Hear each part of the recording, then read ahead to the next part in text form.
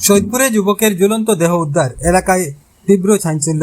কাছাড় জেলার সৈয়দপুর চতুর্থ খণ্ড এলাকায় এক যুবকের ঝুলন্ত মৃতদেহ উদ্ধারের ঘটনায় ব্যাপক চাঞ্চল্যের সৃষ্টি হয়েছে। শনিবার সকালে স্থানীয় বাসিন্দারা চরকিসা বাবার মোকামের বিপরীতে একটি পুকুর পাড়ের গাছে গলায় দড়ি দিয়ে ঝুলন্ত অবস্থায় এক যুবকের দেহ দেখতে পান। খবর দ্রুত এলাকায় ছড়িয়ে পড়লে ঘটনাস্থলে ভিড় জমান বহু মানুষ।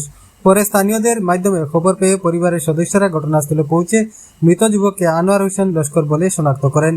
তিনি সৈয়দপুর এলাকার বাসিন্দা এবং তার পিতার নাম অজিউদ্দিন লস্কর বলে জানা গিয়েছে। স্থানীয় সূত্রে জানা গিয়েছে, আনোয়ার দীর্ঘদিন ধরে মাদকাসক্ত ছিলেন। এর জেরে প্রায়ই তার স্ত্রীর সাথে পারিবারিক কলহ লেগে থাকত। কিছুদিন আগে পারিবারিক ঝগড়ার কারণে তার স্ত্রী সন্তানদের রেখেই বাপের বাড়ি চলে যান। এই ঘটনায় আনোয়ার মানসিকভাবে ভেঙে পড়েছিলেন বলে প্রতিবেশীরা জানিয়েছেন। পরিবার সূত্রে জানা যায়, শুক্রবার সন্ধ্যা থেকে স্বামী স্ত্রীর মধ্যে ফোনে তীব্র কথা কাটাকাটি হয়।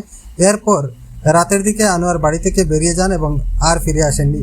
পরিবারের সদস্যরা ধারণা করেন ওই সময়ে তিনি চরম সিদ্ধান্ত নিয়ে থাকতে পারেন। রবিবার সকালে স্থানীয়রা পুকুর পাড়ের একটি গাছে তাকে গলায় দড়ি দিয়ে ঝুলন্ত অবস্থায় দেখতে পান এবং সঙ্গে সঙ্গে পরিবারকে খবর দেন। খবর পেয়ে রাঙ্গিরহাটি থানার এক পুলিশকর্মী ঘটনাস্থলে পৌঁছে মৃতদেহটি নামিয়ে ময়নাতদন্তের জন্য শিলচর মেডিকেল কলেজ ও হাসপাতালে পাঠান। মৃত্যুর সঠিক কারণ জানতে পুলিশ তদন্ত শুরু করেছে। এদিকে ঘটনাটির বিষয়ে বিস্তারিত তথ্য জানতে চাইলে মৃত আনোয়ারের ভাই আফজল হোসেন লস্কর আমাদের প্রতিনিধির সঙ্গে দুর্ব্যবহার করেন বলে অভিযোগ উঠেছে। বিষয়টি স্থানীয়দের মধ্যেও সমালোচনার সৃষ্টি করেছে। ঘটনাকে ঘিরে এলাকায় শোক ও চাঞ্চল্যের পরিবেশ বিরাজ করছে।